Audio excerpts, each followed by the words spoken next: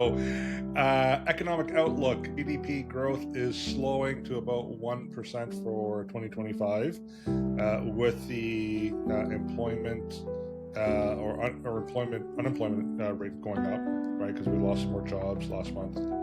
We are now seriously, I think we've been saying in recession for like 3 years now, but I think people were anticipating that we were going to be in a recession. I think now we're actually starting to see the evidence that we're teetering that point. So that'll be curious to see what happens there. Wake up, it's time to rise. Talking money with sharp insight. Jim and Ryan here to guide. Master in the money ride. Saving stacks and planning dreams. Living large by honest means. Tune in now for the schemes. Breaking down financial themes. Money mindset every day. Hey, Ryan, I'd like to welcome you and everybody else to the Money Mindset Mastery Podcast. I'm your host, Jim, and joining me today is Ryan. And I believe now, Ryan, this is take 3 of this episode, right? Yes. Yeah, that was fun. It out. Let's get this cut right. Well, listen, we're trying to be a little bit fancier and do something in a recording in person, but that didn't go over very well. So I know the live recording is still out there in the universe, but we didn't post anything on our social media account. So we're back to doing it the old-fashioned way, I guess our old-fashioned way, and hopefully to get things kind of sorted so we can go back to doing some in-person recordings. But in saying all that, today we're going to talk about getting back to reality, smart money moves for the fall of 2025. How you feeling that we're unofficially near the end of summer? Well, it's unofficially the end of summer, but almost officially we're approaching the end of summer. My brain is still in 2024. Sometimes I can't believe we're in 2025. But yes, it is the fall, and the leaves, strangely enough, are starting to fall, which is very beautiful. But at the same time, they all land on my lawns. Please, fall, hold off for now. This back to school and the excitement that I know parents feel sometimes, getting their kids off, having the freedom of the home back to themselves, especially those parents that work from home.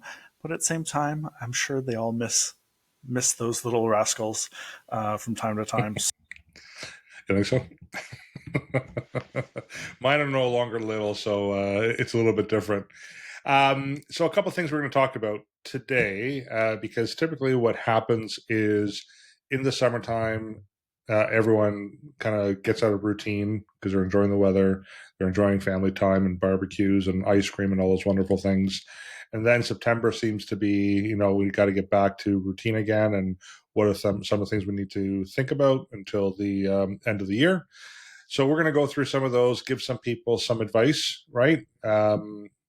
And help them through, I guess, the next 3 to 3.5 months leading into Christmas. The first thing we're going to do, though, is maybe talk about some current events. So let's kind of talk a little bit of what's happening. And interest rate's the big one, right? I think next week there's going to be an interest rate announcement. What do you think? Are we getting a drop? I think if I was betting, I would say no. I don't. I think Really? I think we'll get a drop later on. Too many of the other things that are going on within what we're going to talk about, whether it's inflation and the economic outlook, I just feel like they're going to hold off just a little bit longer. I know our neighbors to the south, I think, are in a rush to drop them quite significantly. Then again, we tend to follow suit with some of those things. So, but I just feel like we're going to hold off one more announcement. So, even though the experts are now like 92% chance that there's going to be a drop, you still feel that way. You're on the 8%, eh? Is it like the weatherman who's 92% never writes?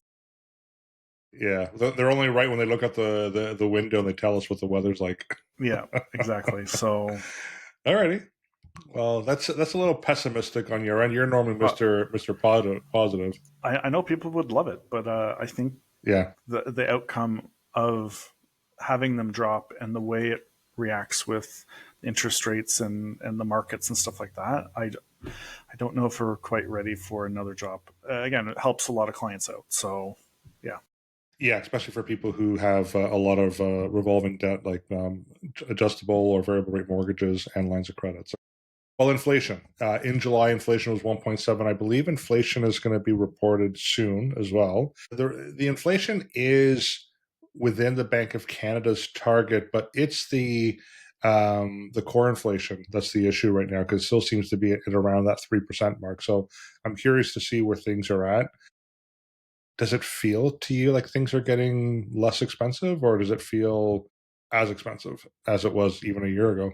I feel it's I feel it's been the same, and I feel a lot of the clients are feeling that same kind of pinch in their as we go through cash flow planning and things like that. It's really reviewing what's coming in and what's going out for their cash flows, um, and the cost of eggs, cost of bacon. Those are some of the basic things that I always notice when it comes to when it comes to the cost of living right now. So yeah, I mean, fuel for a while was feeling like okay, it didn't feel so bad, but now we're seeing that price creep up again. I think I've seen 144, so that's going to have some type of impact. Things like now that I'm back to grocery shopping because Carol's been away for the last 3 weeks. It'll be 4 weeks by the time she gets back at a bit of a family emergency. I've been doing the grocery shopping, and I don't have a clue of what things should cost. But what I will say is, when I look at the price of steak, it definitely seems like it's a lot more than I've ever remembered as well. So I think we are still dealing with some inflationary pressures. I think you should just buy a couple cows and just have your cows roam your backyard and cut the grass so you don't have to do it. So, and just rotate Yeah, them. So, yeah, and that way my mutt can like be standing at the back doorway just barking all day long. That'd be wonderful. So, economic outlook: GDP growth is slowing to about 1% for 2025, with the employment or employment unemployment rate going up, right? Because we lost some more jobs last month. We are now serious. I mean, I think we've been saying in recession for like 3 years now, but I think people were anticipating that we were going to be in a recession. I think now we're actually starting to see the evidence that we're teetering that point. So that'll be curious to see what happens there. Government support. So there were some payments that have gone out. Canada Child Benefit, Disability Benefit, CPP, and OAS. So they're all basically rolling out at the end of this month. And then budget 2025 consultation. So I know there should be a budget in October. And what we've heard so far from the present Canadian government, it's going to be an austerity and investment budget. It kind of sounds like it contradicts itself. I don't know what you think about an austerity and investment budget. I think the government's constantly going against what they're going to say. And wasn't this budget due back in April anyway? So their homework is well overdue. But I think one of the things going back to cash flow planning, Mm, I'm seeing a lot of this through client coaching sessions is just reviewing where they're currently at. It goes down to like the economic outview. I'm seeing a lot of clients that are scared or preparing to lose their jobs, hmm Yeah. and they're starting to go through kind of cash flow planning and understanding where their their budget is, and also kind of seeing the markets as far as the housing market, because I think we're seeing some of the highest numbers of homes on the market right now, Yeah. which again would go against what I just said at the beginning of the podcast, which is potential hope of interest rates to go down a little bit further, which would hopefully spark some of that. But I think we've said it before. I know I've said it before, which is going back to the mortgages and the renewals that people are anticipating going. Well, mortgage renewals are going up in comparison to what people started off with when they signed them 3, 4, Mm, 5 years ago. So all those yeah. renewals, I think, are going to have a huge effect on our overall housing market, our outcome as far as like how people feel when it comes to their job and things like that. So again, a very important shout out to people to reach out to talk about their cash flow plan and how they can prepare for some big changes that may be happening for them. So Yeah, and I know with people, there's some that really don't pay attention to the data, the numbers, which is fine because a lot of people don't. What I like to do, I mean, yeah, I'm a wealth advisor, so I have to have an understanding of the data. What I like to do from time to time is drive around the neighborhoods, kind of see what's going on, right? Talk to people, getting their sense of things in terms of their job, the industry they're working in. I drive around the neighborhood. I definitely see a lot more houses for sale. I definitely see a lot more houses that are unsold. I definitely see a lot more terminated listings and relistings of the same property at a different price point. Um, I don't think I've experienced this in quite a long time. Like I would say the last time I really experienced things at this level was back in 2007, 2008. So I would just encourage people do the same thing. Drive around, talk to your friends. How are they feeling? What's the sense that they're getting? You don't really have to listen to the news and read the data to know when things are just not going very well from a financial point of view. yeah, So, yeah. all right. So let's talk about post summer money reset. First thing is audit your summer spending. So you're the cash flow coach. Cash flow coach, you take this one. I think, again, auditing summer spending, we often recommend people go through the last 2 to 3 months worth of spending. So review your credit cards, your debit statements, those vacation splurges that we had and family visiting.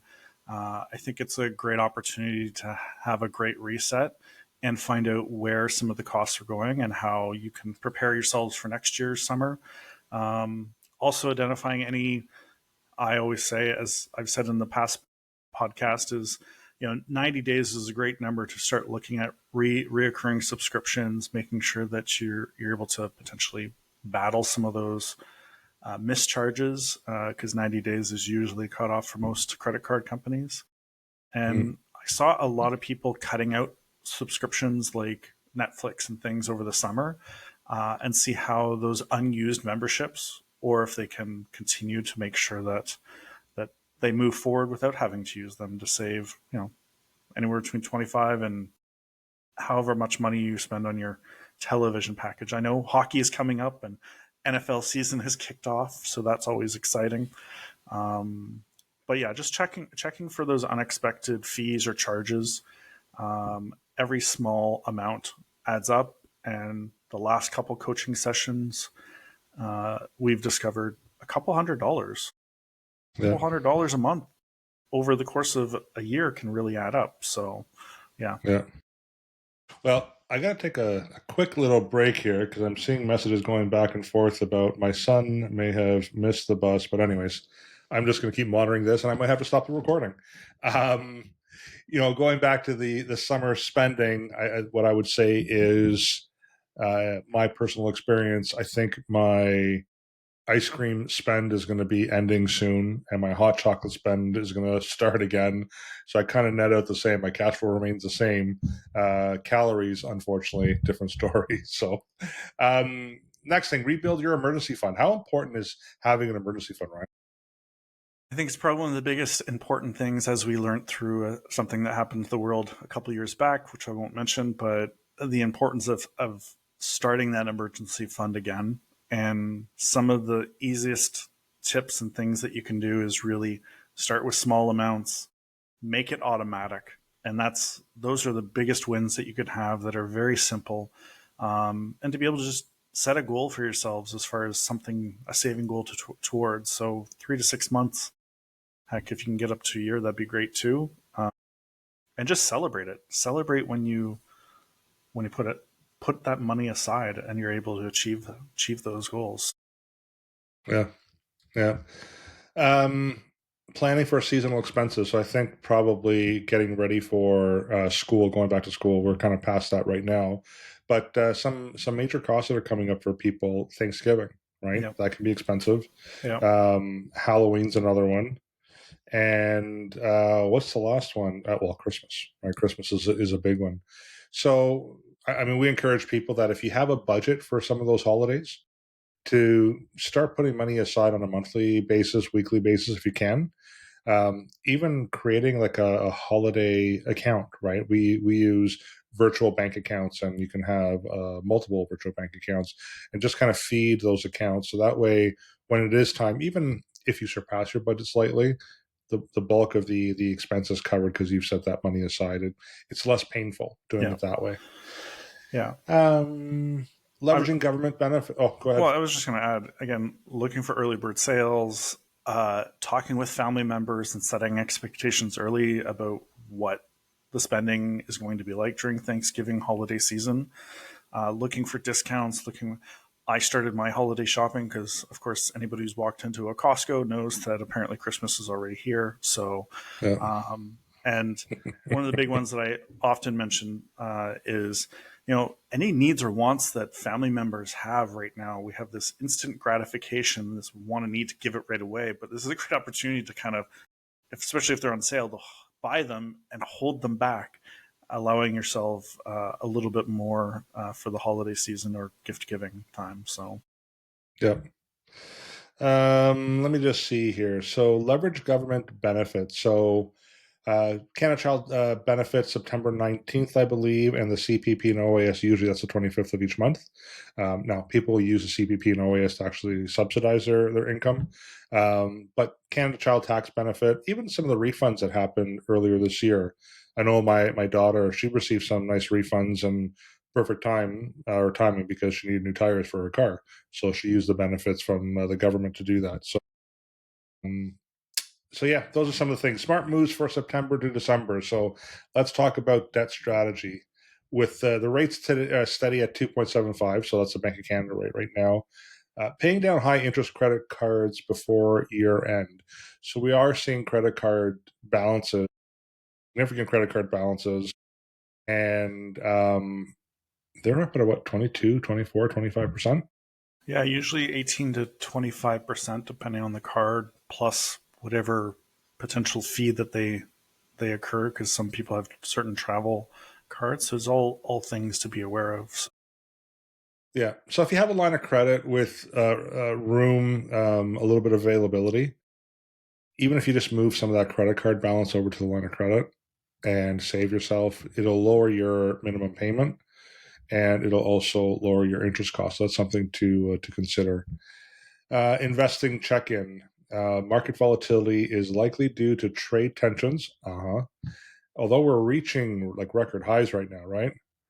yep, yep. Um, so consider dollar cost averaging is another one, and lump sum invest, or instead of lump sum investing, but also recheck your risk profile, right? Because what I will say is this, in our experience, and I know we've had our portfolio manager Denis, um, who has said the same thing. People tend to be aggressive investors when the markets are hot, like they are right now. And then when there's a major correction, all of a sudden they're conservative investors, right?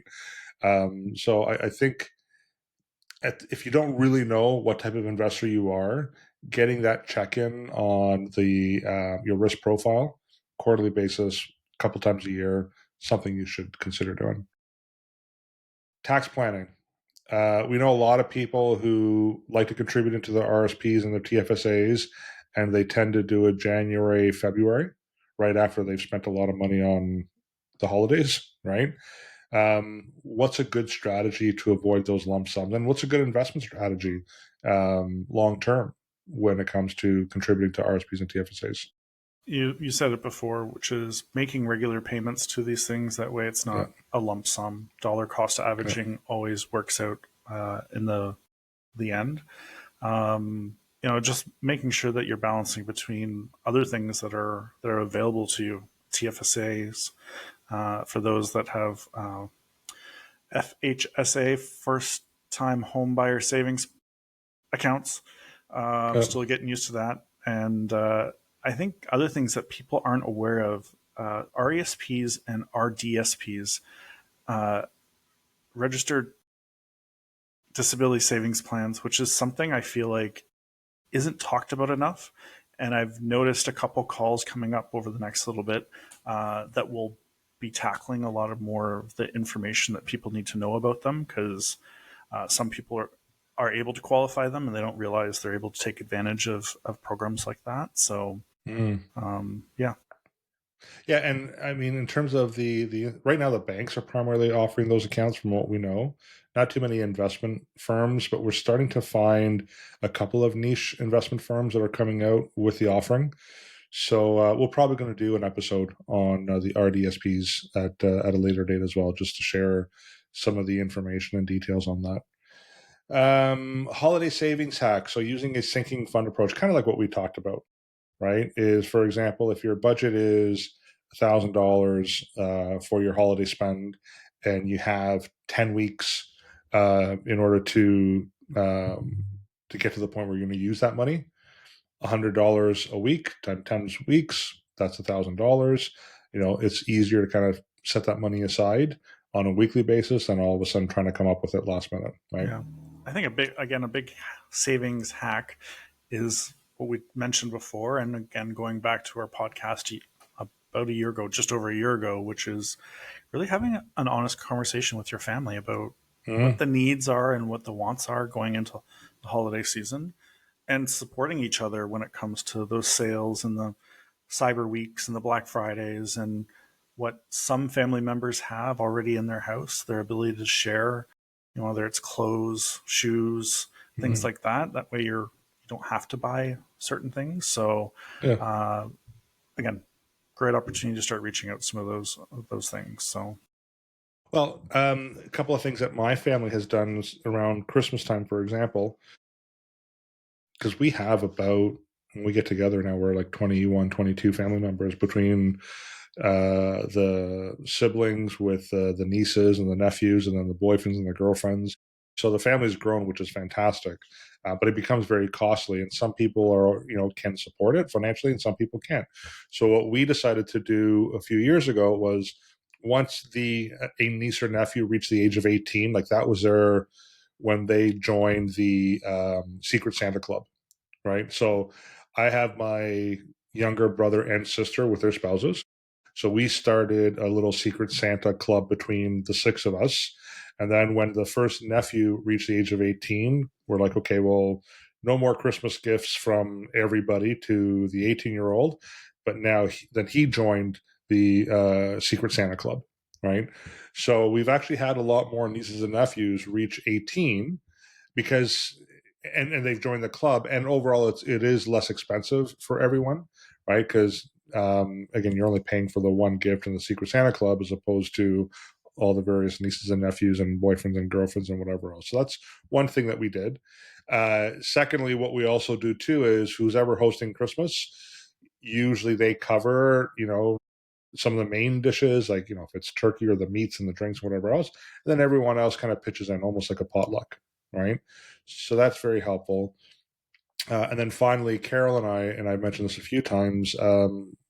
Last year, well, 2 years ago after Christmas, we had a chat, and I remember saying to her, I'd rather, if it was okay with her, instead of spending money on each other for Christmas, use that money and give it to a family or two, right?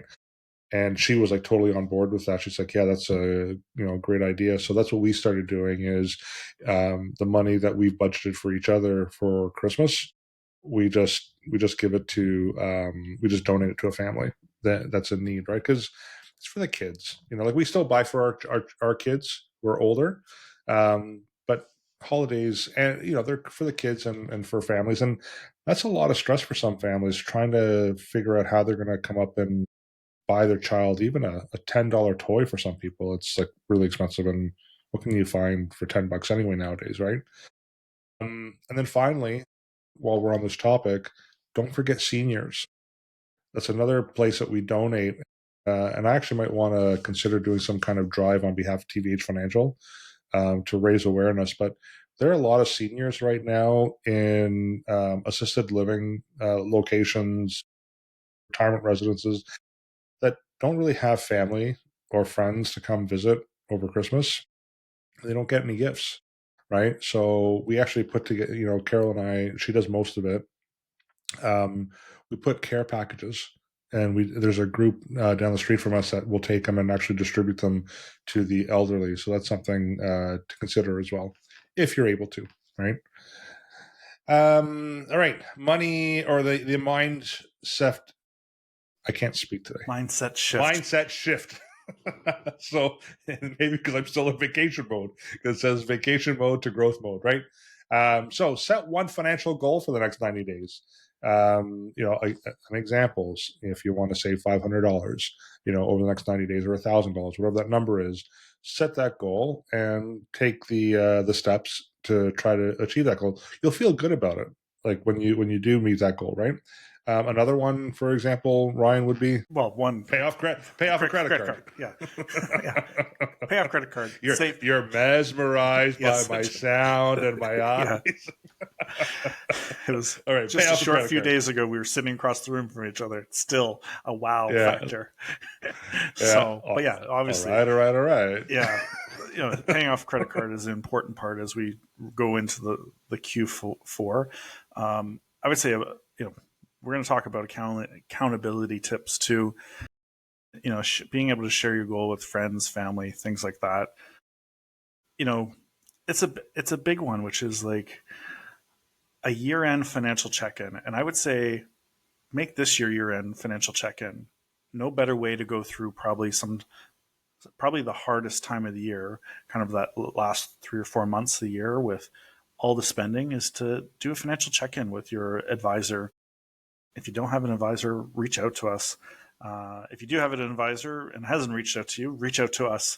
Yeah. But we can kind of walk you through the steps of how to change that mindset and help Mhm. support and embrace, again, change and learning, which is a big belief for ourselves, is helping people learn to overcome some of these financial mindsets they seek, and how to potentially challenge the limiting beliefs, and invest in their future with education. So, yeah. Yeah. And the last one, so accountability, and this one is kind of like a double-edged sword, right? Because we've had episodes in the past where we're like, don't get investment advice from your neighbor or your friend, because what works for them may not work for you. But now we're saying here, in terms of accountability, share your goal with with a friend or a family member, to be accountable, right? Yeah. And, be very selective on who you decide to share. Because if that person isn't, uh, if your neighbor isn't us, then you could be talking with somebody that doesn't have the same beliefs or goals that you have. And that's kind of joining the right community, being able to find the right partner to be accountable to talk about transparency, to be vulnerable with. Really, we've talked about this in the podcast about breaking the silence about money and the financial talk, but and that accountability comes with steps, right? Being action oriented and setting those goals, whether it's paying off a credit card or, if you're trying to pay off a credit card and all your friends or your neighbors want to do is go out and drink beer and spend money at restaurants, then you're not going to get any further ahead. So it's surrounding yourselves with the right people along that way. So, yeah. So give me their number, so I'll join them on your behalf, Yeah. so you won't be tempted. I'll take the bullet. I will go and drink the beer for you. Yeah. Right? We're talking about mastering their own mindset. So, Yeah. yeah. So, Well, Ryan, how did this feel to you? It's been a while since we did a recording, because we took a bit of a break in the summertime as well, right? I don't know what you did, but I enjoyed some ice cream and some beer and barbecue. But yeah, this felt all right. Kind of feels we're a little rusty, kind of like preseason, right? We're at training camp right now, yeah. but Yeah. we'll get back into the full swing. We'll be mid-season form in no time. Yeah. We got offered a part-time tryout or something for the team. The I think the one of the things, and I heard this on a podcast, or maybe I'm just smarter than I think, but it was something. Things which matter most must never be at the mercy of things that matter least. And if your financial mindset, your financial goals are top of mind, and you want to support a team that's going to help you get you there, we're the people to come talk to about supporting your cash flow, having a great attitude, and really making sure that you're getting sound advice. So, yeah, for sure. Well, there will be just kind of on a side as it relates to TVH Group, where we're TVH Financial, part of TVH Group. We're in a new location. We just officially moved in there middle of August. We're just waiting for some signage to show up because people are having a hard time finding us without the signage. But we will. Well, we are at 250 Yonge Street on the 27th floor, Suite 2702. And hopefully, again, that's where we're going to be doing some of our recordings as well, trying to build a bit of a studio there. So that's some news as it relates to the business side of things. We're switching to every other week in terms of our episodes, our recordings. There will be situations where, again, if there's like a current event happening, or Ryan and I really miss each other and we have to have a recording or do a recording, we might throw an additional one here or there. But for now, we're going to be looking at every other week. So if you are looking for some of our content and our information, YouTube, we have our YouTube channel, right? We have multiple Facebook pages, we have LinkedIn pages, Twitter, TikTok, our website. So there are different areas that you can find content. And if you decide you want to watch the content, you can. If you decide you want to hear the content, you can. If you decide you want to read about it, we have a blog post as well. We're making it easy for everyone. So if you like what you hear, if you like what you see, if you like what you read, we encourage people to do what, Ryan? Like, share, contact us. Yeah. Share, There you go. subscribe. All right. So, All right. All right. You're back in focus again. Awesome. yes. All right. Well, listen, I think this was a good episode. Enjoy being back on it again. And until next time, everyone, take care.